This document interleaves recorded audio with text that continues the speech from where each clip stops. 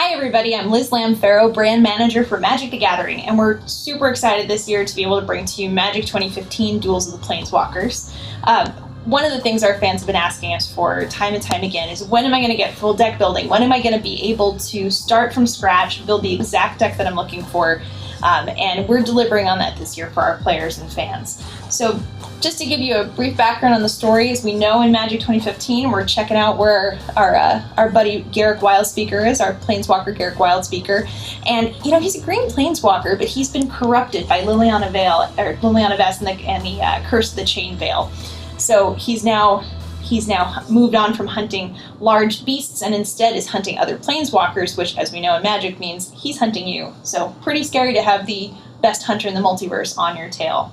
So let's take an overview look at what the game offers this year. So single player, of course, where you can challenge different foes and build your card collection and therefore your decks. Multiplayer is back this year, so you'll be able to play against up to 3 different opponents within your own platform. The shop. There are 2 ways that players can gain cards for their collection. One is through actual gameplay where they'll earn boosters, and another is through purchasing premium DLC in the actual store. The deck builder, which I'll show you here in a second, which is the awesome new feature for this year, along with the card collection, where you can splay all your cards out in front of you and see what you've got.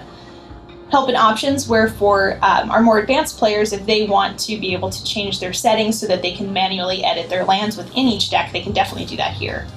And then the player profile. How have you been playing? How have you? What's your tendencies like? What's your card collection looking like? And how close are you to achieving all of the different achievements and titles that we have to offer this year? Store Locator. You know, that is one of the things that sets Magic apart from all of the other digital TCGs out there, is that you have these 2 incredible ways to play Magic. One on a digital console like you have here, which it'll be coming soon to a app store near you, on Xbox One, Xbox 360, PC via Steam, the Apple iPad, the Amazon Kindle, and Android via Google Play.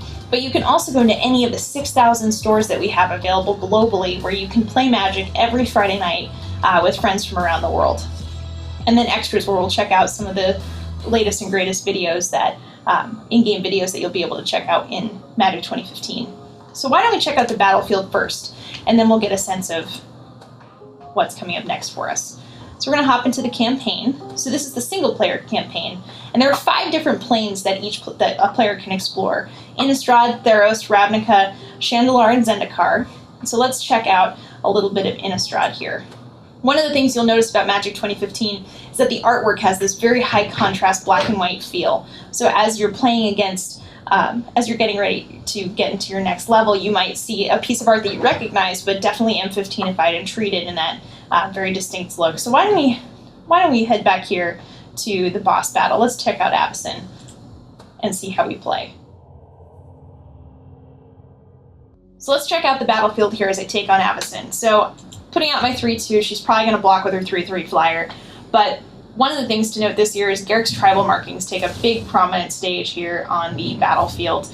The red zone is there, the attack zone, as a little nod to our Magic fans who use that slang term. Oh, she's putting out Staff of the Sun Mages. All right. So if I want to zoom in on a card that she's put out and understand a little bit more what it's doing, I can hover over it with the tooltip of my mouse, zoom in, and get a better look at it. And she's attacking, and that's a flyer, so obviously I can't block, so I'm just going to let her go ahead and do that. It's going to be a slow, painful death of 3/3 flyers.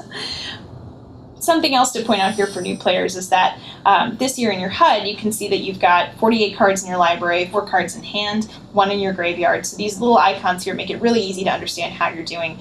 You also have the stages of a turn, so you can see where you are in your turn, as well as your life counter bringing you down here, and then your actual counter right here. So I don't want to miss this land drop, so I'll get this, my forest out there. I think I'm going to hold off on Titanic Growth or Spider Spawning. I think I'm going to drop a Wandering Wolf instead.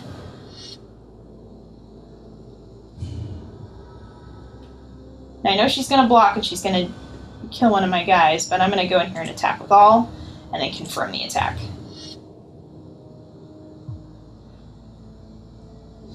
Yep, so she's going ahead and blocking my Child of the Night. But we got some damage in. Now it's looking a little bit more fair.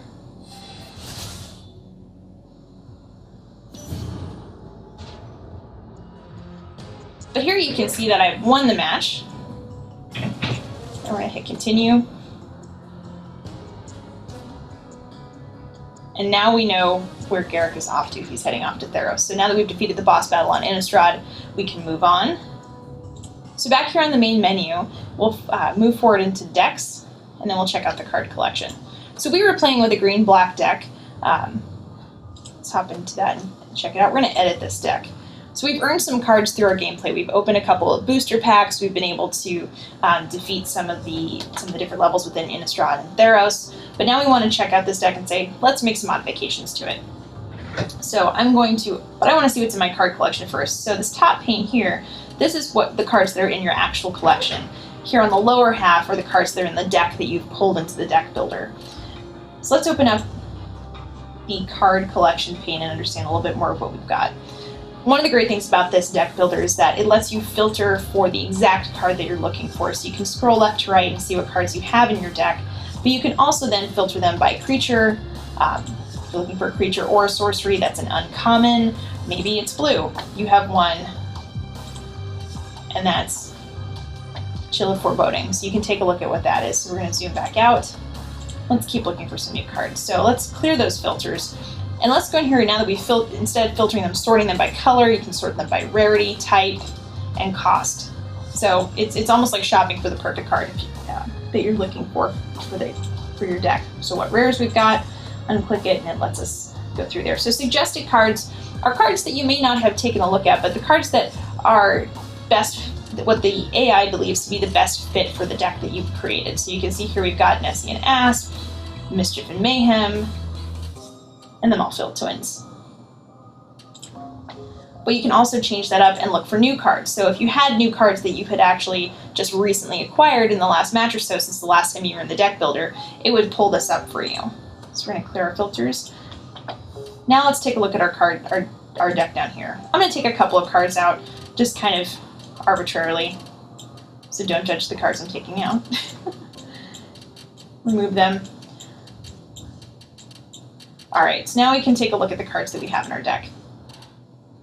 But if I'm not sure exactly what I want, I can evaluate how this deck is currently doing on the stats filter. So here you can see I've got how many creatures I've got, the number of spells, total number of cards in the deck. You are playing with a 60-card deck, so it does recommend a certain number of cards for you. Speed, strength, control, synergy. You can go below that, you can go above that, but it is going to tell you whether or not you should. It's your own edit at your own risk, so to speak. The mana curve is one of the hardest things for new players to understand, and so this year what we've been able to do is really illustrate why that's important for players. So they might not understand that, if I have a 6/6 creature and I can't get it out until turn 7, that's probably not a card that I want to have 3 or 4 of in my deck. So it'll help illustrate that mana curve for them. You can also see your color distribution, how evenly balanced you are within there. And then one of my favorite things is being able to go ahead and name the deck. So let's call this guy GameSpot Rules. And then let's go ahead and select the right deck box for this. All right, let's get some Kiora. So we've named our deck GameSpot Rules. Obviously, it's going to be an awesome deck here. So let's take a look at how we can have the AI help us out with that. So I'm not really sure what exactly I want to pull back from my collection into this deck. But one thing I can do is ask it to autocomplete for me. So the deck will be autocompleted based out of the cards that I've already added to my collection. So I'm going to click autocomplete, and it'll go ahead and add them for me. Then I can hop back in here and check out what it did compared to before. So 36 total cards. It'll manually add the land for me unless I go into the settings and then ask it to change the land to manual edition so that it won't automatically add that land for me. So let's click done, and we're going to save and quit.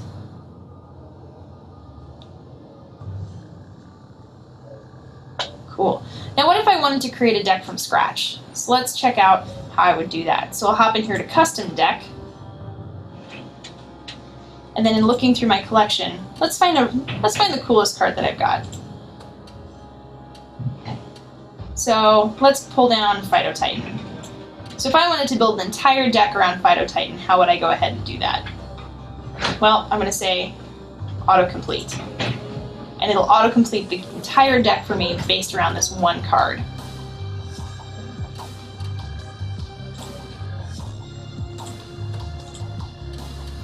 So you can see what I've got in my deck here. So I've got 4 copies of the Necromancer's Assistant. So you can see as cards change and the number of quantities you have, this little tab down here at the bottom will tell you exactly how many copies of that are in your deck.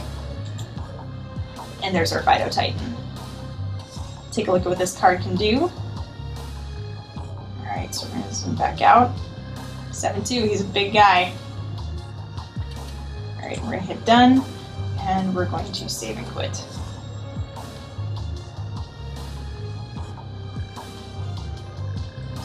Okay, so why don't we check out the cards that are in our collection.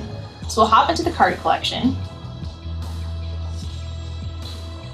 And here you can see the total percentage of cards we've collected. There are over 300 unique cards available to players this year, and with up to 4 copies of those, that adds up to quite a total number of cards you'll be able to get, over 1,000. So here you can view the cards by all. As you can see, there's a lot. I'm scrolling fast, I know. You can sort them by the plane that they will arrive to you on, so Innistrad, or Theros, Ravnica, Chandelar, Zendikar, or even the premium cards that you'll be able to purchase.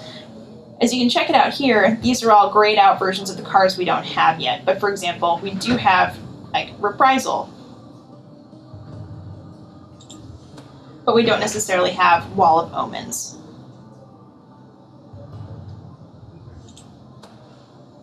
Much like in the deck builder, we're able to also filter and sort by all the different types, the colors, the cost, rarity levels. You can change the view, so you can swap through them if you wanted to.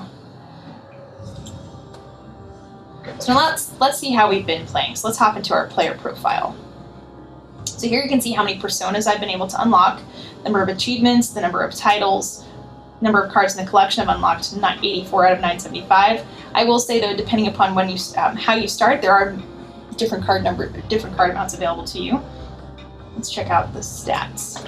So number of total time played, 27 minutes. Obviously I was flying through this game here, but you can also check out your progression, how many of the planes you've explored, how fully you've explored them, and how many multiplayer duels you've played in practice duels. So Magic 2015 Duels of the Planeswalkers, the absolute best way to start playing the world's best strategy game. Check it out. It'll be coming out probably around the same time as the Magic 2015 core set. Players and fans, both new and more experienced, will be thrilled with what they get from this game. We're looking to compare price-wise approximately to what it was last year, but players are still getting great value in terms of gameplay from Magic 2015.